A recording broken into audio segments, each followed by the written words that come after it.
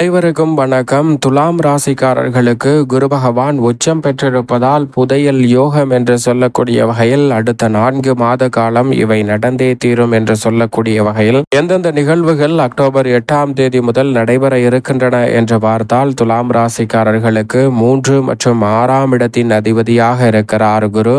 தைரியாதிபதியும் யோகாதிபதியுமாக இருக்கக்கூடிய குரு பகவான் ராசியின் அதிபதியான சுக்கிரனுக்கு சமகிரகமாகவும் ராசிக்கு சகாயமானவராகவும் பார்க்கப்படுகிறார். அவர் 9ஆம் இடமான பாக்கியஸ்தானத்தில் வலம் வரக்கூடிய வேளையில் அதிசாரமாக தர்மத்தில் உச்சம் பெறுவது என்பது மிகப்பெரிய அளவில் வரவேற்கத்தக்க ஒரு சிறந்த அமைப்பாக நிச்சயமாக பார்க்கப்படுகிறது. தொழில் ஸ்தானத்தை வலுப்படுத்துவதால் தொழில் ரீதியாக அபரிவிதமான மாற்றம் ஏற்படுவதோடு புதையல் யோகம் என்று சொல்லக்கூடிய வகையில் சிறு முயற்சி கூட மிக பெரிய அளவிலான வளர்ச்சியை துலாம் ராசிக்காரர்களுக்கு ஏற்படுத்தி கொடுக்கிறது.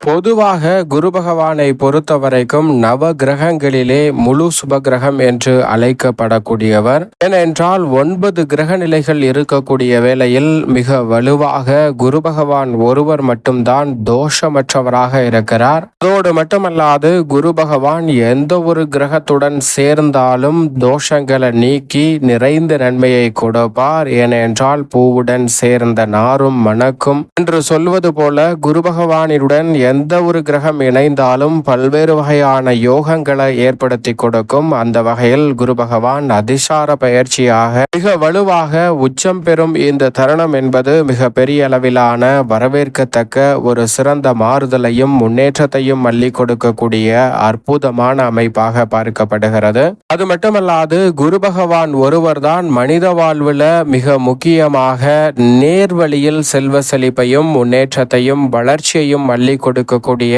அற்புதமான கிரகமாக பார்க்கப்படுகிறார். நவ கிரகங்களிலே குரு ஒருவர் மட்டும்தான் சாதகமாக இருக்கிறார். மற்ற கிரகநிலைகள் அனைத்தும் சாதகமற்ற நிலையில் இருக்கின்றன.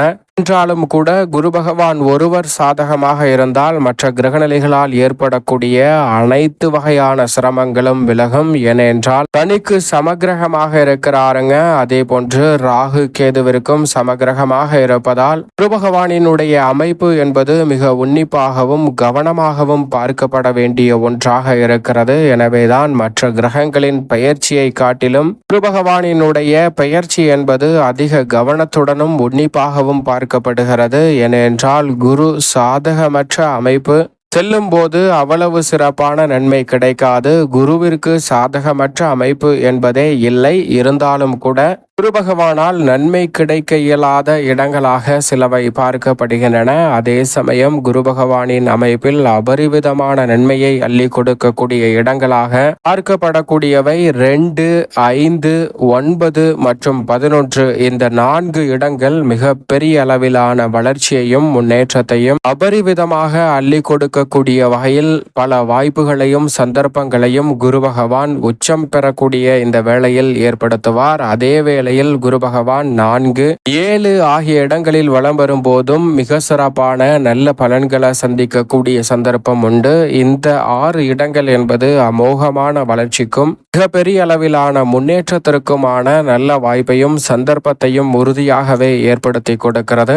அதே சமயம் குரு பகவான் ஜென்மத்தில் இருப்பது நிச்சயமாக ஒரு சாதகமற்ற அமைப்பாக பார்க்கப்படுகிறது. ஜென்மத்தில் அவர் இருப்பது சாதகமற்ற அமைப்பு என்றாலும் கூட சாதகமான சூழலும் கிடைப்பதற்கான வாய்ப்புகள் உண்டு. ஏனென்றால் விஷ்ணு அவதாரமாக இருக்கக்கூடிய ராமர் வனவாசம் சென்றது குரு பகவான் ஜென்மத்தில் இருந்த போதுதான். ஆனால் அதே சமயம் குரு பகவான் ஜென்மத்தில் இருந்த போதுதான் ராமர் அவதரித்தார். எனவே குரு பகவான் ஜென்மத்தில் இருப்பத முற்றிலுமாக பெரிய அளவில் சிரமம் ஏற்படுத்தும் அமைப்பு என்று சொல்லிவிட முடியாது. சில நல்ல வாய்ப்புகள் இருந்தாலும் சிறப்பாக சந்திப்பதற்கான சந்தர்ப்பம் உண்டு. அதே போன்று 3, 6, 8 ஆகிய இடங்கள் சற்று கவனத்துடன் அணுக வேண்டிய ஒரு இடங்களாக பார்க்கப்படுகிறது. அதே போன்றுதான் 10, 12 ஆகிய இடங்களும் குரு பகவானின் அமைப்பால் சற்று கவனத்துடன் இருக்க வேண்டும். ஜென்மத்தை ஒப்பிடுகையில் அஷ்டமம் உள்ளிட்ட பல இடங்கள் பெரிய அளவில் சிரமத்தை ஏற்படுத்தாது.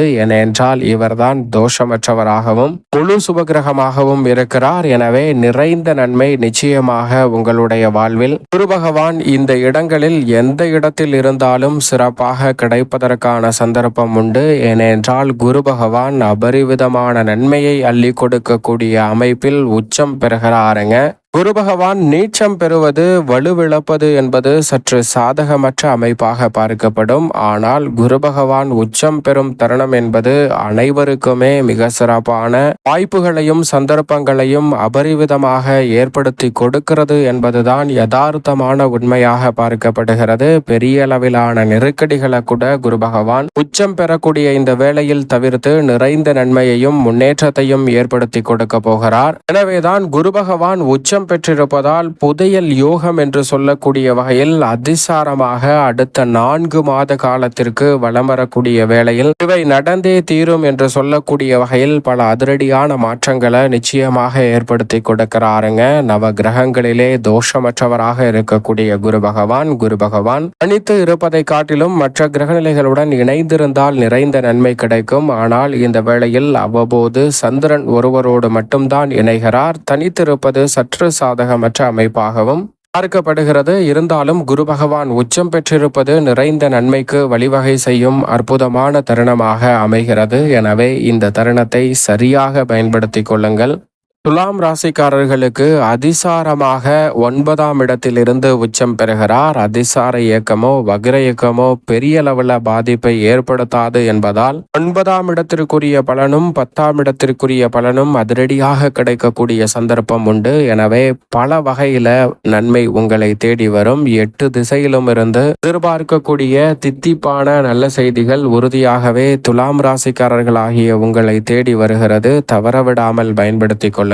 தொழில் ரீதியாக சிறப்பான மாற்றமும் முன்னேற்ற வாய்ப்புகளும் துலாம் ராசிக்காரர்கள் ஆகிய உங்களை தேடி உறுதியாகவே வருகிறது. தவறவிடாமல் சரியாக பயன்படுத்திக் கொள்ளுங்கள். குரு பார்க்கின் கோடி நன்மை என்று சொல்லக்கூடிய வகையில் குருவின் சுப பார்வை மிகவும் வலுவாக துலாம் ராசிக்காரர்களுக்கு 2, 4 மற்றும் 6 ஆகிய இடங்களில் கிடைக்கிறது. குடும்பஸ்தானத்தில் குரு பகவானின் பார்வை பதிவதால் குடும்பத்தில் பல்வேறு வகையான ஒற்றுமையும் மிக சிறப்பான மகிழ்ச்சியும் கிடைக்கும் தருணமாக பார்க்கப்படுகிறது. உடல்நல ஆரோக்கிய தொல்லைகள் நீங்கும். தனஸ்தானம் என்றும் சொல்லப்படுவதால் கொடுக்கல் வாங்கலில் இருக்கக்கூடிய சிக்கல்கள் உறுதியாகவே விலகும். துலாம் ராசிக்காரர்களுக்கு புதையல் யோகம் என்று சொல்லக்கூடிய வகையில் வருமானத்தை உயர்த்தக்கூடிய பல வகையை நன்கு கண்டறிந்து மிக சிறப்பாக செய்து முடிக்கக்கூடிய சந்தர்ப்பம் இந்த வேளையில் நிச்சயமாக உண்டு. அது மட்டுமல்லாது எந்த ஒரு காரியத்தை கையில் எடுத்தாலும் மிக பெரிய அளவிலான வளர்ச்சி உறுதியாகவே உங்களை தேடி வருகிறது. சுகஸ்தானமாகிய 4ஆம் இடத்தை பார்ப்பதால் சுப நிகழ்வுகள்